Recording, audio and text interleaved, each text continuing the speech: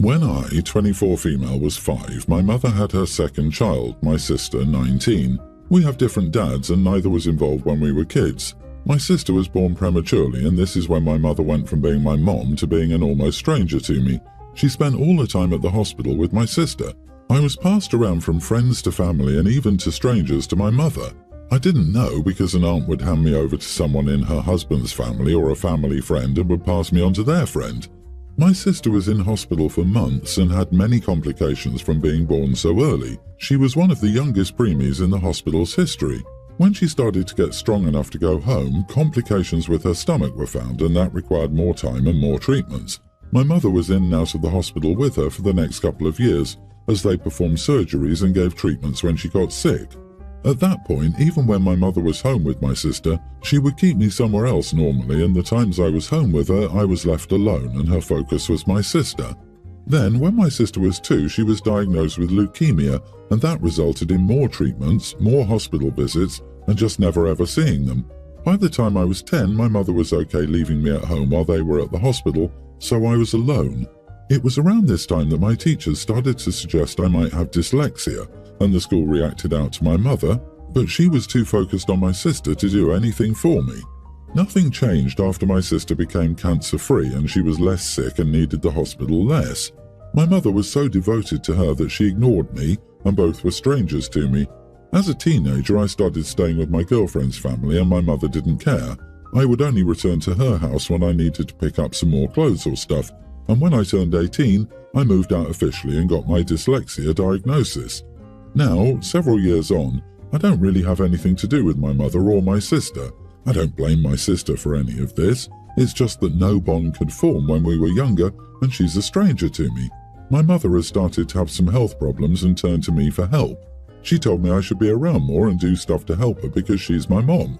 She also said my sister deserved a relationship with me and accused me of punishing my sister for existing. I told her that wasn't true, but we were strangers because of her and my mother. I also told her that she hadn't been my mom since I was 5 and she had no right to ask me to care for her when she hadn't cared for me in almost 20 years. She called me a selfish and spoiled child who never grew up. Am I the idiot? So you're spoiled from being abandoned, from having such a loving mother. Ask her to name just one instance that she's spoiled you in any way. You are not the idiot. How lovely that your mother finally remembered she had another child. What about the rest of the family? Huh? Why is no one helping her? What you said is true. Your mom has never been around for you, unfortunately. Your mom neglected you and this is the result. If your sister wants a relationship with you, which might still be possible, it will be up to her to do the legwork and you'd have to make it clear you don't want anything to do with your mom or your mom getting involved in your relationship. But the sister didn't do anything right either. I suspect that this sister still needs care and Mom is thinking OP would make a great caretaker. Sis may not be mentally able to live on her own. It really says it all that Mom only reaches out to OP when she has health problems. No apology, empathy or attempt at rebuilding any semblance of a relationship. OP, one of the most common reactions to being correctly called out on a terrible behavior you were unaware of is anger. Your mother knows and you called her on it. The defense mechanism of being angry and hoping that your anger counters their hurt is a real thing, and you just saw it. Tell her you don't blame your sister for how things worked out, it's all your mother's fault and she needs to learn consequences like you had to without a parent being there. Mom abandoned you, so she's not entitled to anything.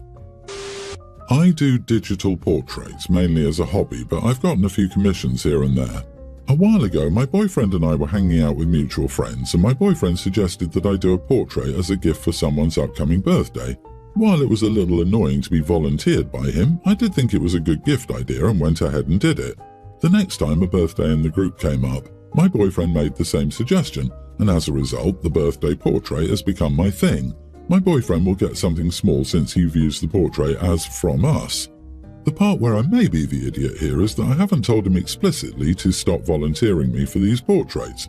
It's my fault for going along with the birthday gift thing for our friends without saying anything, but I assumed that he would at least keep these requests within the realm of common sense. Well, his college buddy is getting married and my boyfriend told him I would make him a portrait of him and his bride as a wedding gift. I've never even met this person. To make matters worse, he apparently made this promise weeks ago but only told me about it today, and the wedding is this Saturday. I finally lost it at him and said to him that I'm not his personal portrait sweatshop and that he only does this because he's a cheapskate and it gets him out of spending any money on a gift, even though it costs me a lot of time. He argued back that a bespoke portrait is so much better than just buying something off the resume, that it's a generous thing for me to do, it helps build my portfolio, and that I don't get very many paid commissions anyway. For the record, I don't get many paid commissions because I don't charge peanuts for them. I have a full-time job, so I price according to what would be worth giving up the free time it takes me. He told me that I put him in a challenging position, that he hyped up the portrait and they were both really looking forward to it. He said, please just do this one and I won't ask again. I said, no, I don't even know these people, so this is not my problem. He looked up a couple of portrait artists online. Still, none of them were willing to do the piece on the short turnaround he needed, plus at the quality he wanted, plus at the price he was willing to pay. He even tried using an AI image generator, which was a complete slap in the face to me as an artist. Still, all of the outputs were very obviously AI. He's begging me to please just do this one, and he'll make it up to me on my birthday. But especially after he apparently thought my work was so worthless that it could be effortlessly reproduced by a machine, I'm just really not in the mood. Not the idiot. It would be one thing if he gave you a month's notice. I suspect he had a hunch you wouldn't want to do a portrait for someone you don't know or haven't even met. That's likely why he sprang it on you at the last minute, so that you felt like you couldn't say no. He can go buy another present and apologize to his friend. The fact that he's trying to twist your arm to get you to do this rather than taking responsibility for his poor planning and rude assumptions is absolutely his problem. I would not back down, and if he won't let this go, I would seriously take a look at the relationship and evaluate how often he's devalued you and taken advantage of you at the same time. Yeah, even the apparently clueless can easily see when someone is building a tower of resentment. He just kept pushing and playing dumb. OP should total up the charge of all the previous portraits she made at his request and demand payment. He needs to know the true value of free gifts. I have been with my husband for 3.5 years and married just over a year. A few months ago we had our first child. My husband is an only child, his father was never in the picture. He and his mom have never really been close. Now for a little backstory, we are both at odds with my mother-in-law, and it all started less than 24 hours after I had my son.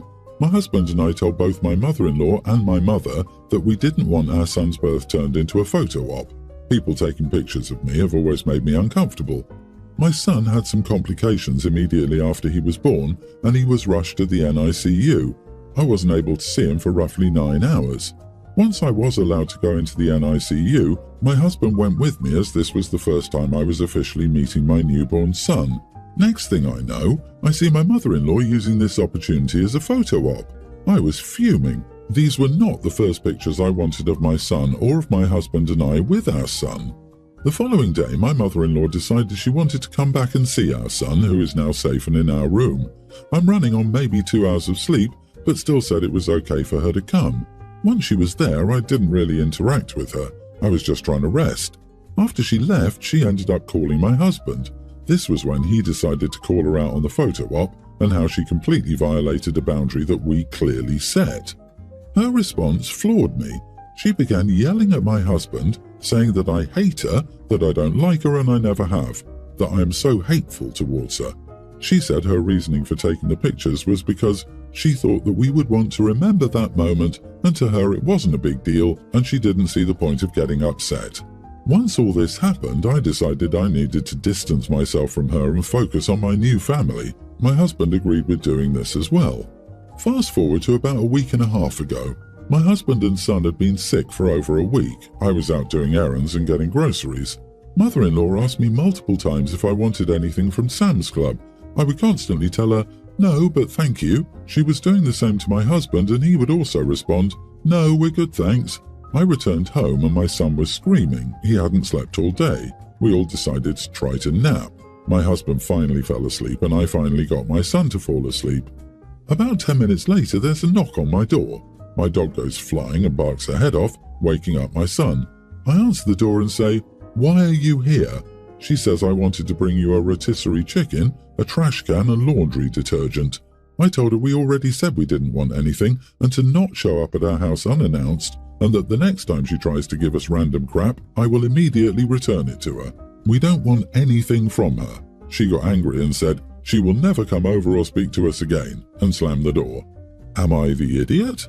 Not the idiot. Mother-in-law needs to learn to respect your and your husband's boundaries.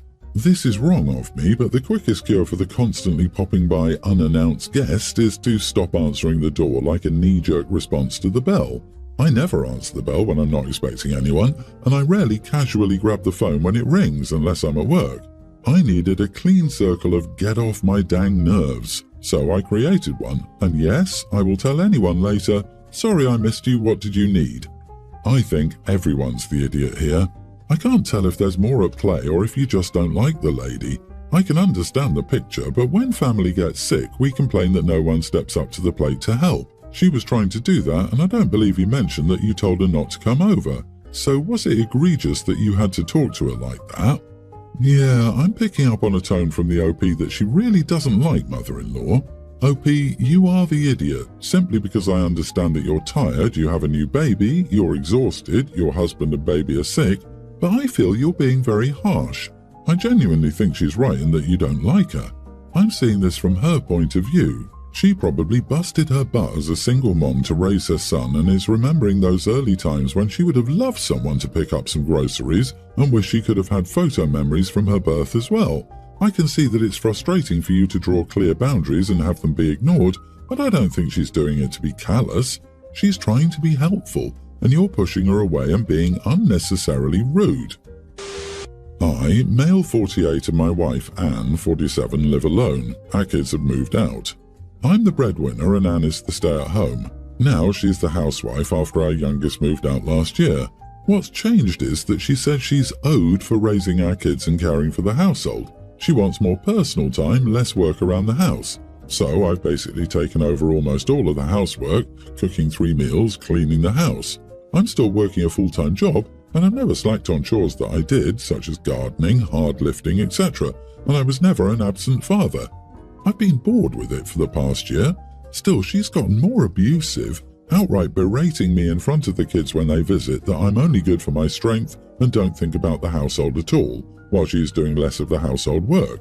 It's gotten to the point that I just want to relax in the car for a good minute because I only know there's a long list of things to do. Last night she went out with her friends while I slept early for work. This morning I looked for the car key for over 30 minutes, which were not in the drawer we always put them in. I woke her up to ask where she put them, and she grumbled at me to find them myself before going back to sleep. I ended up finding it in her handbag and got to work late. I got home today to her screaming at me for invading her privacy by going through her handbag.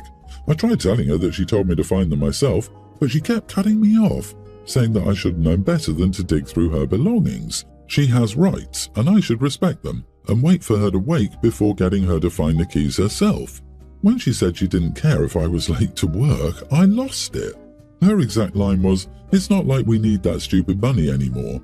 I yelled back at her that she was entitled and selfish and that the only reason she's been able to enjoy her current time is because of my stupid money. She's been having it far too easy the past year, and if she wants to see what she's owed, she can go back to either working or doing all the chores she's dumped on me. Anne was shell-shocked that I yelled back at her. The rest of the night was quiet, and she's locked herself in our bedroom and hasn't come out. I've called our kids and told them what happened. My daughter agrees with me, but my son says that I may have been too harsh to call her entitled and implied that I undermined her efforts all those years as a stay-at-home mom. They will take turns calling Anne, but now I wonder if I may have been overboard with yelling at her about taking it too easy. Our daughter has suggested couples therapy and said she's going to suggest it to Anne as well. I'm more than willing to do so, as today's encounter made me reflect that I'm getting exhausted and weary of this life. Not the idiot. Your wife sounds messed up. Something is very wrong. This is the time when both of you should be enjoying your life together. Something's wrong. She's either having a midlife crisis or an affair. Find out. The overreaction to finding keys was a giveaway. I almost get the vibes that she's wanted to leave for a while but had stayed for the kids. Now that the kids are gone, she feels like she doesn't have to try anymore and is either trying to push him away on purpose or subconsciously. The relationship is in serious trouble and therapy is a necessity. I've been with my husband for 23 years and he can check my bag and I can check his phone to find the bills he receives and doesn't send me for our society. We have nothing to hide. She wants a divorce, my dear sir.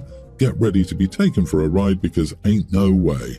Get yourself a great attorney and wait for her affair to come about. Alimony will be due, but prepare yourself. Update. Thank you for all your responses. Really. It's gotten me through the past few hours just reading the immense amount of advice, good or bad. Anne came out and we talked a little. She apologised for her comment and I apologised for yelling at her. She said our daughter called and Anne thinks marriage counselling would be good. She asked if she could be alone tonight and we could discuss more tomorrow. I'm taking tomorrow off work so we can work through this. I still trust Anne, so I'm not holding on to any belief that she's cheating on me. I will continue to maintain that and not change my view on that. Again, thank you all.